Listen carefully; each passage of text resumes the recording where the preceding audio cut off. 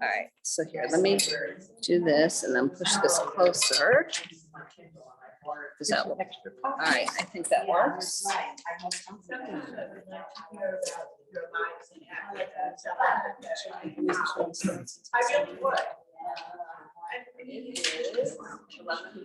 it's 12:44. While we're waiting to start, I actually brought mouse 1 and mouse 2, because some of you may not have ever seen it. So just take a glance. Glance at it, just so you get a feel for how it looks.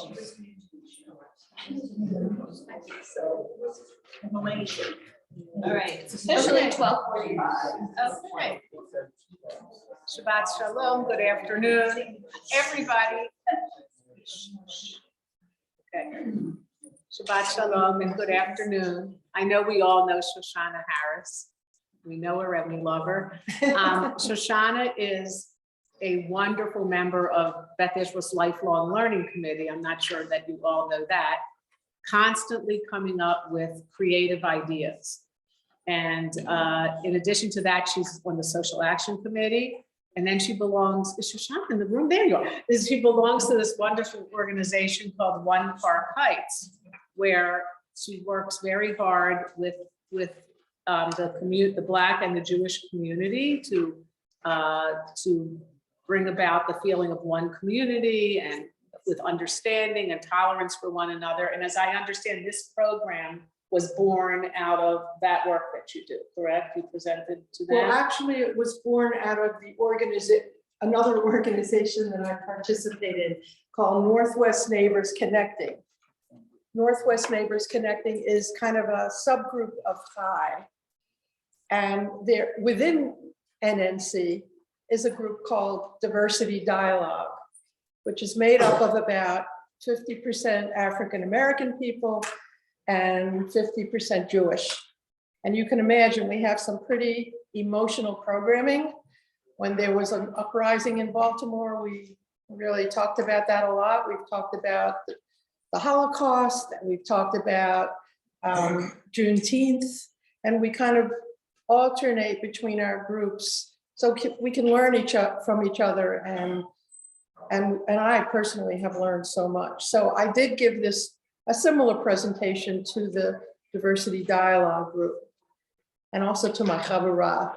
So this is my third go around, and I hope you learn something new and enjoy it. And the book is going around somewhere. Do you want a handout? Good.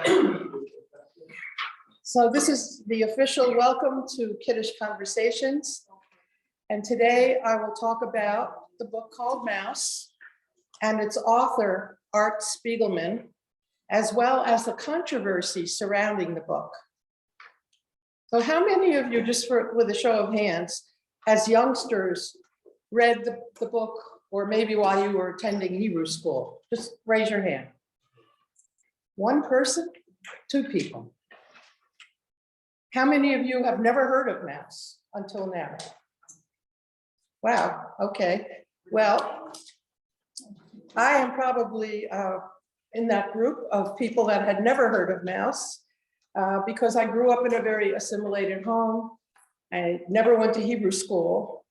But several years ago, I happened to be at the Jewish Museum in New York, and it was one of the exhibits there.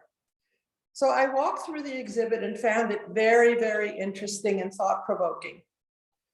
I didn't actually read Mouse at that time, but years later, I started seeing articles about school districts that voted to ban the book. So this really piqued my interest to find out more about why this was being done and where this was being done. So before I get into the controversy part, I'm going to begin with some background information on Art Spiegelman and the book itself. So Art Spiegelman was originally named Yitzhak Avraham Ben Ze'ev Spiegelman. He was born February 15th, 1948, which is the year Israel was born too, so that was really special. His parents were Polish-born Jews. As a boy growing up in Queens, New York, he was haunted by the feeling that he shouldn't exist. And that's a quote from him, given his parents' narrow escape from the death camps. He found refuge in the subversive humor and the wild art of Mad magazine. How many of you read that? Yeah, I think that's the case. So he began drawing early, prompted by doodling games that he played with his mother. Although his parents had hoped that he would become a dentist, Spiegelman studied cartooning in high school. When he was 13, he published a comic in a weekly Queens newspaper, which later hired him as a freelancer. And in 1966, he got a job at Topps Chewing Gum. That's T-O-P-P-S. How many know about that? He designed stickers and novelty cards. And I was thinking, I chewed bazooka bubble gum practically every day. That's why I have fillings in my whole mouth. And I did wonder when I found out about this, maybe the cartoons that I had as a kid were one of his. Anyway, in 1972, Spiegelman drew a 3-page comic that later evolved into Maus. And Maus is M-A-U-S. It's the German word for mouse. It opens with Spiegelman as a young mouse. He's lying in bed, and his father tucks him in and tells him the story of how he was captured in Poland by the Nazis and sent to Auschwitz. Using animal faces in place of people gave him enough distance to tell the story. And this is a quote from Art. For me, it was powerful just because it allowed me to deal with material by putting a mask on people, by reliving it microscopically as best I could, moment by moment. It allowed me to at least come to grips with something that otherwise was only a dark shadow. Spiegelman worked on Maus for 13 years.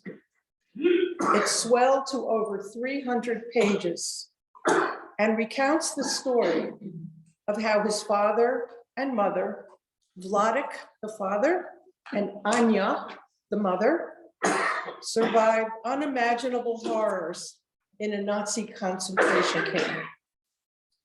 It is also intertwined with the narrative of his own experience as a cartoonist, recording conversations with his father and aiming to capture the unspeakable in images. The first chapter was printed in 1980 in the alternative comics magazine Raw. It's R-A-W, I never heard of that, where it was serialized over the next decade. Getting Maus published in a book form proved difficult until a company named Pantheon took it on, and the rest is history. It has been called the first masterpiece in comic book history by the New Yorker and received several awards, including the Pulitzer Prize in 1992. Most recently, Spiegelman was awarded the 2022 Medal for Distinguished Contribution to American Letters from the National Book Foundation.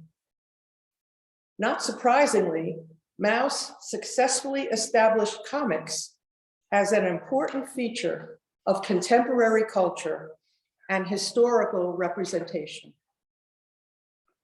And the book is being passed around so you can just get a feel for what it looks like.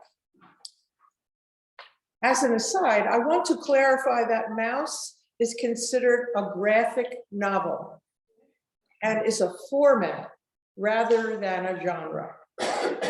Graphic novels are similar to comic books because they use sequential art that tells a story. Unlike comic books, graphic novels are generally standalone stories with more complex plots. So now we will take a brief closer look at the actual book. Jewish characters are all depicted as mice, which plays on the anti-Semitic stereotype of Jews as vermin. Nazis are drawn as cats, Polish citizens as pigs. Spiegelman's Christian girlfriend is portrayed as a frog. I won't say more about that. Technically speaking, Maus, A Survivor's Tale, can be seen as two separate books, and that's what you'll see going around. The first book, or Maus 1, is titled My Father Bleeds History, and it was published in 1986. The second one, or Maus 2, is called And Here My Troubles Began, and that was published in 1991. Eventually, the two volumes were published as one book. And you'll see that when you look inside that all the illustrations are in black and white. Maus 1 focuses on the subject of Jewish stereotypes and the ways in which his father fits into them. Vladek is Vladek is his father, is the miserly old Jew. But the text shows over and over again that this same pragmatic tendency helped him survive a lot of times in the war. And so in some ways, that validates the practice. Spiegelman carried a lot of resentment towards Vladek in ways that he was denied a lot of basic necessities. In many instances, his father prioritized material items and money over members of the family. So while the text shows an explanation of sorts for Vladek's behavior, it doesn't necessarily make excuses for the problems he caused later on by his actions. In Maus 2, and that was titled, And Here My Troubles Began, the overall tone is different as the reader dives into more personal experiences shared by Vladek. These experiences oftentimes show his anguish, sense of defeat, depression, and pure fear and pain. And they are colored darker than those seen in Maus 1. That is the sections where I think it's called a cell, CEO. The mood is heavier, a feeling of disbelief of the atrocities that happened during the Holocaust, as seen through Vladek's eyes. As expected, both books explore in depth the themes of familial guilt and survivor's guilt.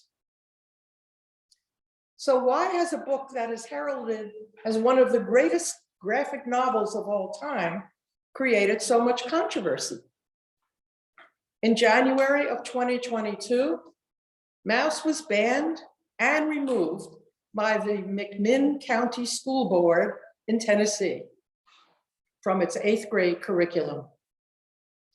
The board did not cite Jewish content or author Art Spiegelman's Jewish origins when it yanked the graphic novel. Rather, the board cited obscene language, nudity, and other what they termed unhealthy content. So let's take a look at some examples that were deemed inappropriate and the context of why they were considered offensive. So take your handout and turn to the first page. Well, you don't have to turn, it's on the first page. And at the bottom, you should see 23.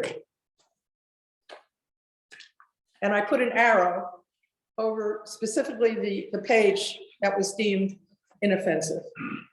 And I will point out too that when Art Spiegelman wrote his father's words, he wrote them as he spoke in an immigrant accent or voice. So Vladik is saying, but this is what I just told you about Lucia. And so I don't want you should write this in your book. So Lucia is a woman that he had an affectionate relationship with. And so Art, or the mouse, says, what? Why not? And the father says, it was nothing to do with Hitler, with the Holocaust. But Pop, the son says, it's great material. It makes everything more real, more human. So I'll stop and I will ask you, what is offensive about this? Do you have an idea? Nothing. Oh, I thought you were raising your hand. Anyone want to guess? It's about things that are offensive. What? It's about things that are offensive. It's sort of like meta offensiveness. That's a very good answer, but it's not what we're looking for. The grammar, the grammar. Not the grammar, What is the relationship itself? the relationship. That's not in here. Well, not to us, it might not be, but to the McMinn board in Tennessee, it showed that the father was having a romantic relationship, not in marriage. So that is offensive to them. But that's not on this page. Well, he mentions Lucia. I just told you about Lucia. You know, it might have been on more on the preceding page, but I wanted to specifically point out that the father was mentioning Lucia, the woman he had a romantic relationship with. So how would anybody reading this know that Lucia was not his wife? Right, well, he wasn't married when he was seeing Lucia. Right. That could have been scary if he was married and was with Lucia, but that was not the case. So while interviewing Vladik for the book, his father mentions, as I said, that he had a previous affair with a woman called Lucia. She was madly in love with him and caused tension between Vladik and the woman to whom he was engaged. So although he wasn't married to Anya, they were engaged, and Vladik subsequently broke off the relationship with Lucia and did marry her. And as you could see, Vladik actually did not want this information included in the book, but Art felt otherwise.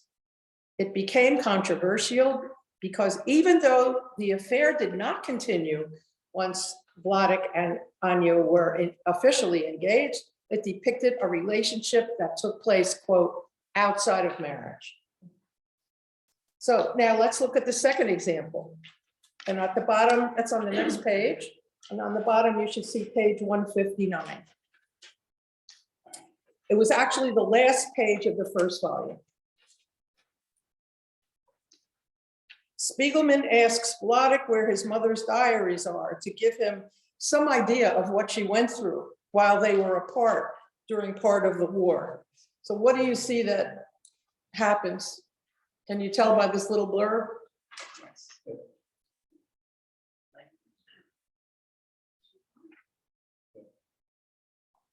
The language. What? That's the language, the offensive language they objected to. I'm not hearing The you. offensive language. Correct. But why did he use offensive language? What happened? Can you tell by reading the first one on the top left? Yeah, he was upset because his father had burned her. The father had burned the memoirs. The father had burned the memoirs. And Art was so devastated by that. In the cell that where the arrow is, you can see he used some offensive language. And then in the fourth one, if you go 1, 2, 3, 4, he even uses the name of God in vain. So that is why. Okay. So I'll just read what I wrote, that Spiegelman had asked Vladik where his mother's diaries are to give him some idea of what she went through while they were apart. At some point they were apart during the war. They were reunited at the end. But Vladik tells his son that one time I had a very bad day. And all of these things I destroyed. He then goes on to add that after Anya died, I had to have an order with everything. These papers had too many memories, so I burned them. And then, as I said, upon hearing that, Art explodes, and you can see what he said.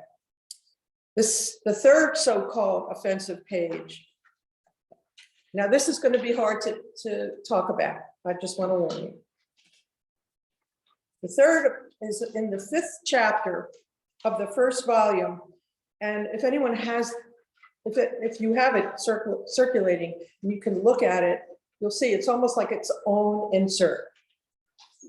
It is titled, this chapter is titled, Prisoner on the Planet, A Case History. And you can see a change in the tone. It's very dark. The illustrations are very dark and very menacing. And Spiegelman announces that he has just spent the weekend with my girlfriend. And that's another bothersome statement. Again, it shows a relationship outside of marriage.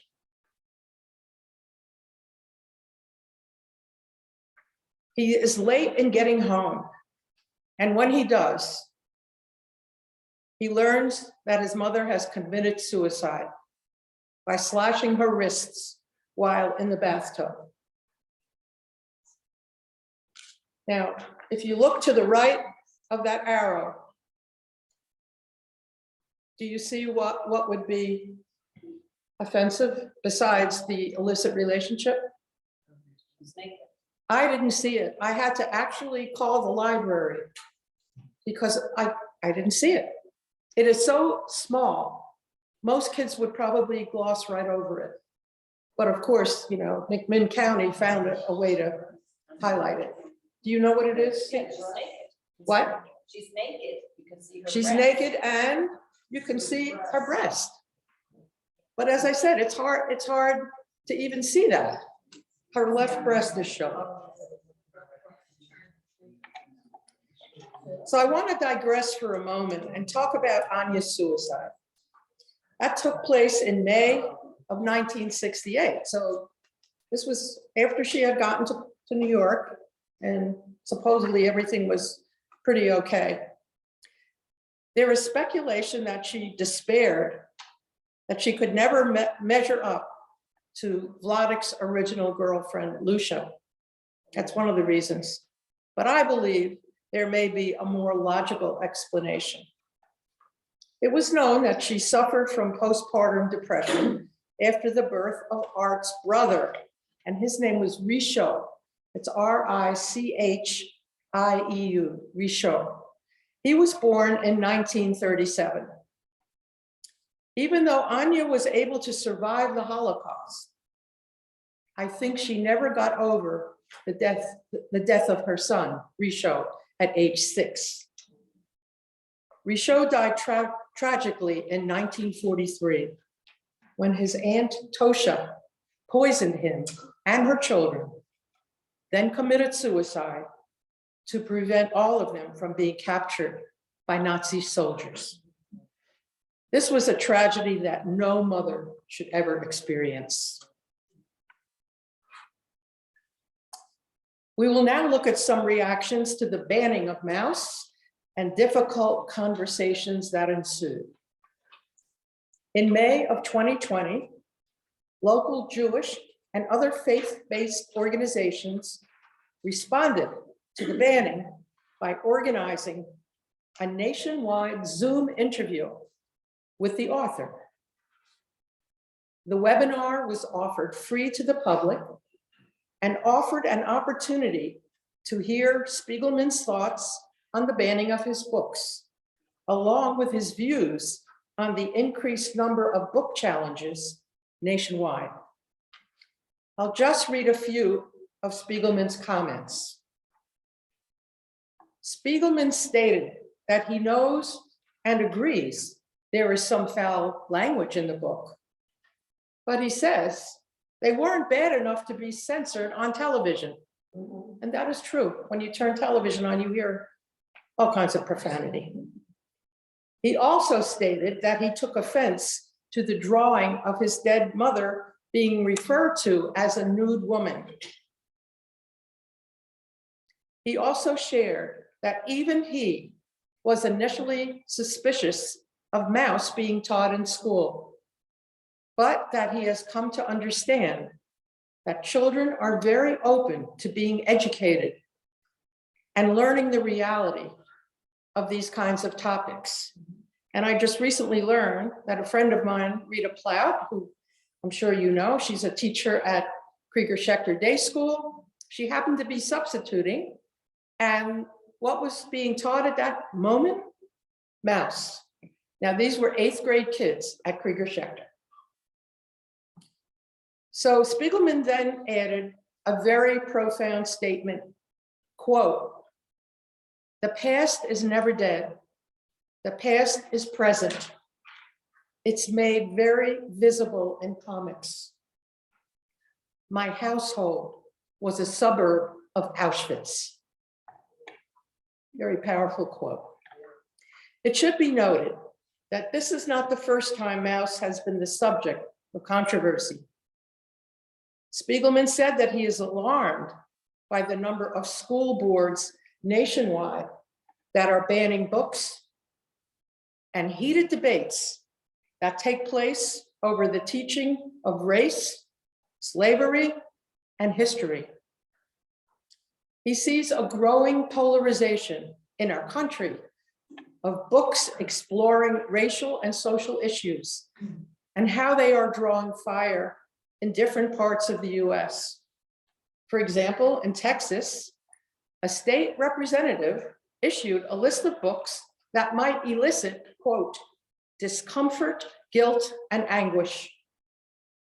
And in Pennsylvania, students in one county rose up against an effort to restrict their access to books that focused on ideas like white privilege.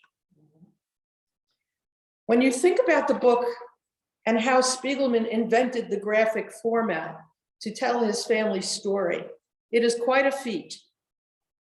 It contains over 1 million words in under 300 pages. There is another profound thought about the book that was voiced by Dr. Jenny Kaplan. She has since moved, but she was a professor at Baltimore Hebrew University at Towson. She was so influenced by the book as a youngster that she chose Mouse as the text to study for one of her PhD comprehensive exams. She also developed a course at Towson University on Jewish graphic novels and called it The House That Mouse Built. I will quote Jenny because it sums up her concerns as an educator. This is her quote. "A text that has had such a positive impact on untold thousands of students is under threat. The idea that with each passing year, fewer and fewer students may not have had the chance to wrestle with Mouse is deeply troubling." The concern was further amplified in a recent blog that asks the following question: how do we transmit and preserve stories through the generations? What is going to happen when no survivors are left to give testimonies? Banning books shuts down the conversation. I want to conclude with 2 thoughts, and then we'll pose the 2 questions that are on the last page of your handout. The first thought has to do with when it is appropriate for youngsters to be exposed to Mouse. After all, any story about the Holocaust will touch upon genocide, violence, and the horrors that occurred. The museum exhibit that I mentioned earlier was available to youngsters 13 and older. Other educators feel that it is more appropriate for college students. Spiegelman himself acknowledged that his books are, quote, disturbing imagery. But you know what, he said? It's disturbing history. And in an article published in The Atlantic, writer Hilary Shute commented that what makes the book controversial is exactly what makes it valuable. She goes on to add, a work like Mouse could not be any more urgent during an era of rampant division, one in which racism and anti-Semitism are rising both nationally and globally. The second thought deals with the banning of the books, and in particular, the banning of Mouse. According to a survey done by a group called PEN America, the vast majority of the books targeted for removal in schools feature LGBTQ characters or characters of color and or cover race and racism in American history, LGBTQ identities, or sex education. So as an FYI, if you don't know about PEN America, it was founded in 1922, and it's a nonprofit organization that works to defend and celebrate free expression in the United States and worldwide through the advancement of literature and human rights. So let's look at the first question on your last page. When do you think it is appropriate to introduce a child to a book like Mouse? Yes. It's a really hard question, and it reminds me of my parents' generation when the feeling was, let's keep all the bad stuff away from the children. We weren't allowed to go, when I was really young, I wasn't allowed to go to a funeral. They never wanted to talk about anything like the Holocaust. But in the generations and years since then, it's swung in the other direction more and more. And question is, how far should it go? And I'm reminded of the film Pleasantville, where it's sort of like a parable with over Kristallnacht, where the older generation wants everything to be pleasant, and you're not supposed to look at it, and it winds up sort of finally opening up. Well, now people are saying we've gone too far, some people. And I'm wondering, I don't think so. And children can handle it. Should they have to handle it? I think so. But that's such a hard question. It is a hard question. And when I brought this up to another group, we all kind of felt strongly that when Mouse is taught or presented in schools, that it is imperative on the teacher to give adequate background information. The kids at Krieger Schechter have, know about all of this. But let's say it's taught in a public school. It's very important then that the teacher prepare the children if it's given, let's say, to 8th graders. One more thing. Yeah. There's a matter of trust. There's a question of what are the real motives of the people who are doing the banning? Are they really just worried about the children, or do they have another agenda that might be racist? And you have to get over that question of trust. That's a very good point, especially in some of the states down south. They're not as open, I think, to teaching something that, especially race relations or questioning LGBTQ. It's very unfortunate that we see that so much now. Yes, Trudy. I think kids at the moment, can you hear me? I cannot, I'm No. sorry. Maybe I'll walk, except that, And stay there, I'll repeat. what, can you walk over here? Okay. Okay. I think kids at the moment, they look at their movies, they look at their phones, they see such horrible things. And that's stories, and this is reality. And I think they should know. Do you know? I myself, I was in a camp for 4 years, and I actually also don't tell my grandchildren, because when I tell a little bit, then they think, did that happen to Savta? I can't believe it, and then I don't go on. But I think it should be taught in the schools. I think so, because that's reality, and what they look on their phones are stories. I think so. Exactly. Thank you for sharing that. Yes, Elisa. So I think particularly with a graphic novel, here, I'll stand up here so you can hear me Yeah, better. I'm sorry. That's okay.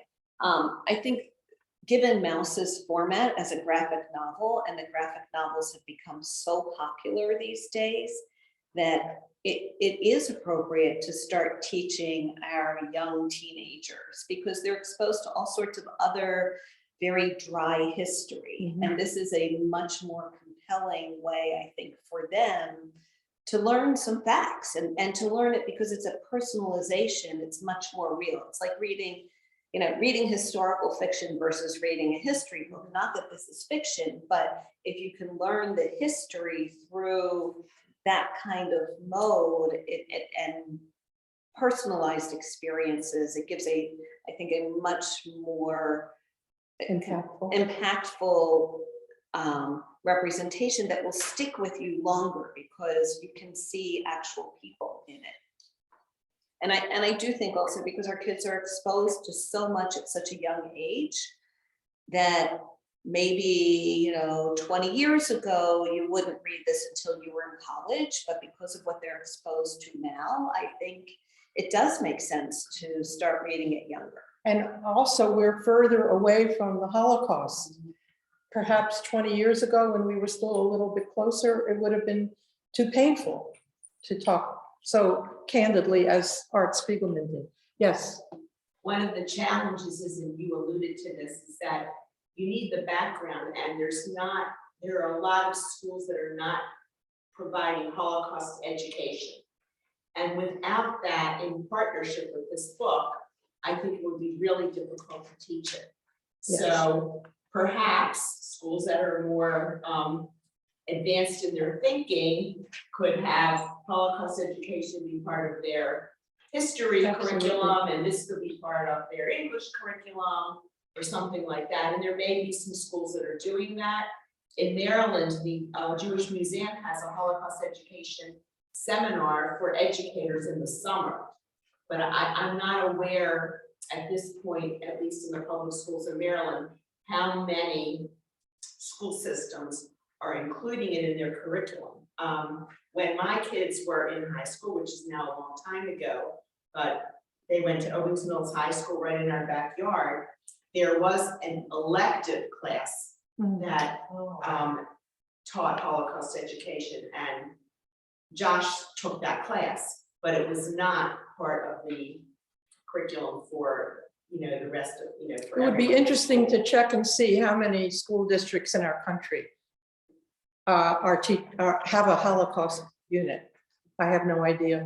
Susan? 31 states, including Maryland, do not have legislation. I can't hear you. Last week I went, or a couple weeks ago, I did go and listen to the scholar in residence on anti-Semitism. And he was saying the best way to combat anti-Semitism is English. And he said a lot of states have laws requiring it be taught. So I Googled it, and I'm not sure that's the best way to get the answer. But what I found was 31 states do not require the Holocaust to be taught, and Maryland is one of them. Representative Kramer from Montgomery County had introduced a bill to require it to be taught. It was not passed. The educators were against it. Whoever represents the educators saying, like, we know what's appropriate to teach with respect to Holocaust, and it should be left to us. But that is something that, being that there are states that do have laws that require to be taught, that the I Jewish think with the- community might want to get behind. With the rise in anti-Semitism, Right. it behooves us to have a Holocaust curriculum, just as it behooves us to have a slavery type Yes. curriculum. And maybe even LGBTQ, I mean, we need to face these issues and become desensitized to the shock of it. Just learn about it, because education is knowledge. Yes, Nate. I think it's really important to have Holocaust education. However, I think that some kids would be traumatized. I know I was traumatized at Ramah when we saw a movie called The Fixer, that people were torturing Jews because they were Jews. So I think that despite the fact that we need Holocaust education, this might be too overwhelming for young kids. And also it introduces issues like hating the father, the mother committing suicide. I think there's too many dark themes. It's a comic, but it's an adult comic. And I think it's too overwhelming for young kids personally. I think that's a good point. How old were you at your camp when you, I think it was like 13 oh, or 14. so you weren't that young? No, but I was really traumatized.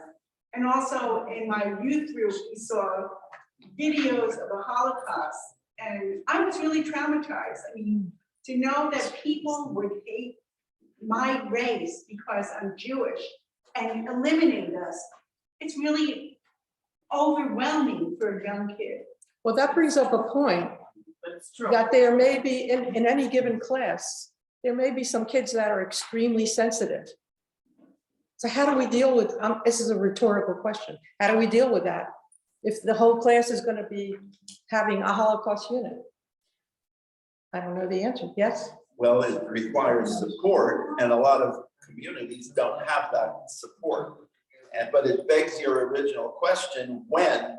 And when you say when, I think you mean that at what age? Yes, that's what I was thinking. And like very young, just learning to read, probably no. No, But I think to Nancy's point, you have to deal with at what age, and it kind of comes also, how much support is there? If they're just gonna go off and read it themselves, maybe they have to be older. But it just gets you into the nuances of this question of when. and some children are more mature than others and can handle that. So I don't know what the answer is to that. The second question, and we kind of have touched upon it, but maybe we can bring that out a little more. The criteria, or should criteria be used to ban a book? Or should all books be allowed? I didn't write that down, but it just occurred to me. Should it be a free-for-all? Any book can be in a library, or should some books be banned? Mein Kampf, Pardon me? Mein Kampf. Hitler's book. Oh, I agree. Is that in the library? No. No. I mean, you just can't say no books. A slippery slope. Right. Yes, it is a slippery slope. Does anyone have any questions that they would want to ask? All right, well, thank you so much for coming to Kiddush.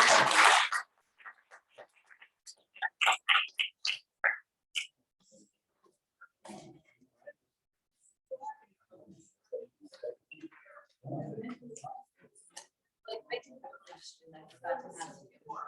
So how did our father feel? Yes, very imminent.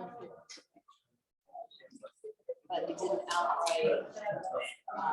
Well, I don't think that was.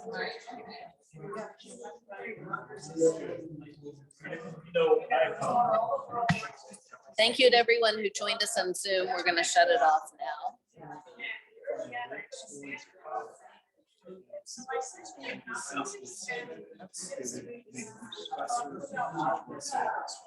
Discussing this, yeah.